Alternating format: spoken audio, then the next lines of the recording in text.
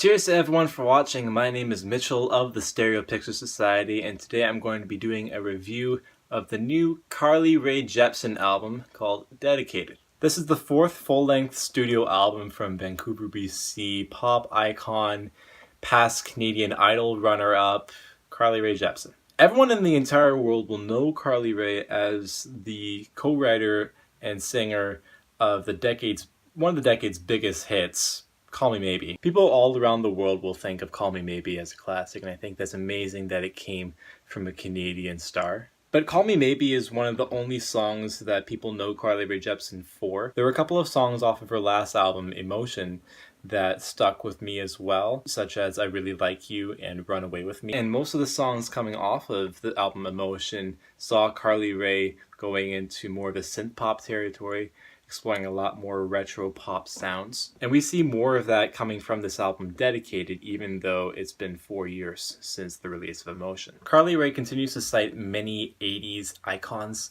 throughout this album. The song No Drug Like Me at the beginning of the album, with its chants coming in, the chorus gave me a Kate Bush impression. And the song Want You in My Room, with its drum machine sampling at the beginning, gave me a Tom Petty Eurythmics Don't Come Around Here No More vibe. There are also times when the album gets at its funnest and most energetic, where Rae starts to sound a lot like Paula Abdul, especially on the song Feels Right. For all you Marianas Trench fans out there, there are songs on this record that sound like Josh Ramsey had a hand in producing and writing it, especially on the song Happy Not Knowing. And those fans would remember that Josh Ramsey had a hand in co-writing some of Rae Jepsen's earlier hits, including Call Me Maybe. I found a lot of Caribbean and Latin music laced throughout this album as well. The opening track, Julien, has some steel drums that give it a little extra oomph among some classy disco drumming and guitar lines. The song I'll Be Your Girl, with its 3/4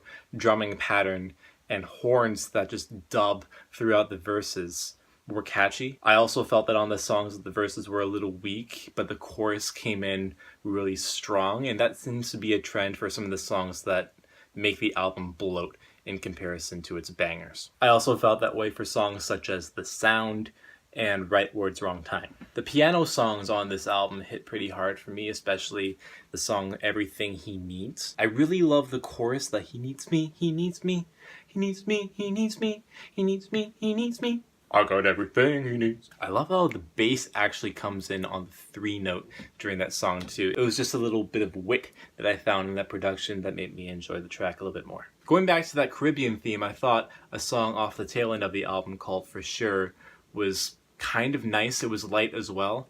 I thought that the hand clapping and the fireworks and the ba-da ba-da ba-da ba-da ba-da ba-da, they were kind of cool as well to listen to. It was a good kind of filler track, but it also was a weaker track on the album to listen to as well. This is all considering that there are 15 songs on this pop record, which makes for a bit of a bloated listen. I also felt you can go to any one track on this album and just enjoy it for what it is. You didn't need a lead up. The album didn't have a narrative that you had to grasp onto in order to enjoy the album in a fuller sense. I feel there are songs such as Now That I Found You and Everything He Needs that obviously show that Rae is fulfilled with the love that she has in her life. But there are songs such as the closing track, Party for One, and arguably the song Too Much, where she seems very comfortable with who she is as a person and understands her faults, coming to a more fuller sense and self-appreciation of who she is. There's also a sense of loving music and loving